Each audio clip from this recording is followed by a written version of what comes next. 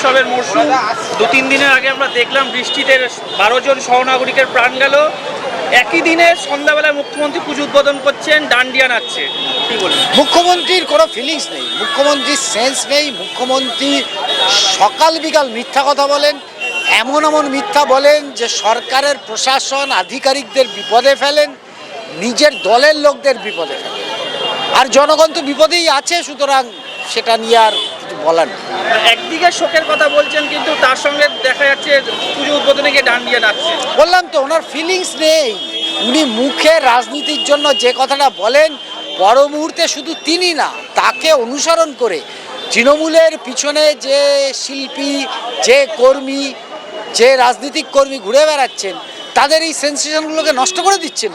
উনি পশ্চিমবাংলার ভয়ঙ্কর ক্ষতি করলেন, যে ক্ষতি রিপেয়ার করতে, মেকআপ করতে কত প্রজন্ম লাগবে আমাদের ধারণা নেই। একসময় তিনি বলেছিলেন কলকাতাকে লন্ডন বানাবেন, এখন তিনিই উদাহরণ দিচ্ছে লন্ডনও বৃষ্টি হলে 10 দিন জল জমে থাকে, কিংবা ডিভিসির জল চলেছে। ডিভিসির জল তো দামোদরে যাওয়ার কথা, গঙ্গা দিয়ে কলকাতায় কি করে আসবে?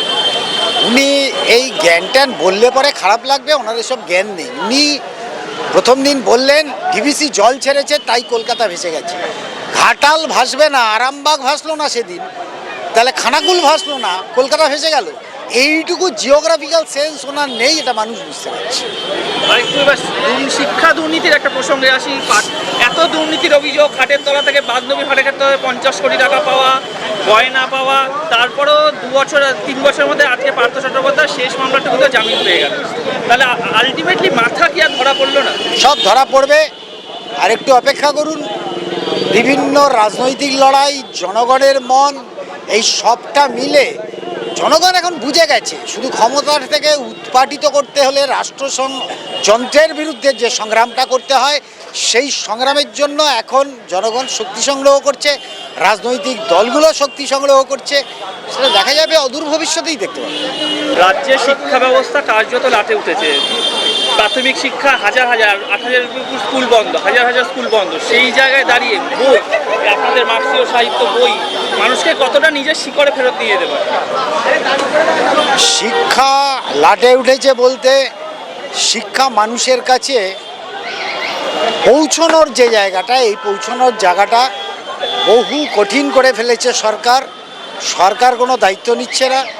সরকারি স্কুলগুলোকে তুলে দিয়ে বেসরকারি স্কুলকে, বেসরকারি মালিকানাকে শিক্ষা ক্ষেত্রে ব্যবসা করার জন্য কার্যত তারা ঢুকিয়ে দিচ্ছে। পয়সা যাদের আছে তারা বেশ খানিক শিক্ষা পাচ্ছে, পয়সার বিনিময়ে। মেধা নিশ্চয়ই আছে, কিন্তু সমাজে আরও বিরাট অংশের লোক যারা সুযোগের সমানাধিকার পেলে পরে আসলে সাইন করতে পারতো, সেটাকে দিনকে দিন 12টা বাজানো হচ্ছে।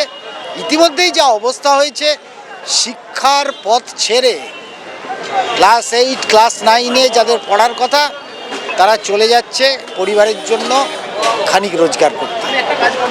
সেখানে মার্ক্সবাদী সাহিত্যের স্টল শুধু না, প্রগতিশীল সাহিত্যের স্টল, এটা নিশ্চিতভাবেই মানুষের মধ্যে বই পড়ার আগ্রহ। সবাই তো ল্যাপটপে আর স্মার্টফোনে পড়তে পারে না, নেইও।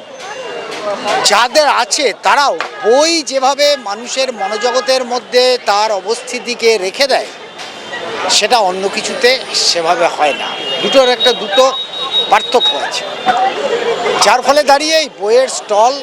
এবং আমরা যদি সত্যি সারা বছর ধরে এই কাজ আরও ইন্টারমিটেন্ট করতে পারি, তাহলে সেটা মানুষের মধ্যে রাজনীতি বলুন, সমাজ সচেতনতা বলুন, শিক্ষা বলুন, সেটার ক্ষেত্রে অগ্রগতি ঘটাতে সাহায্য করবে।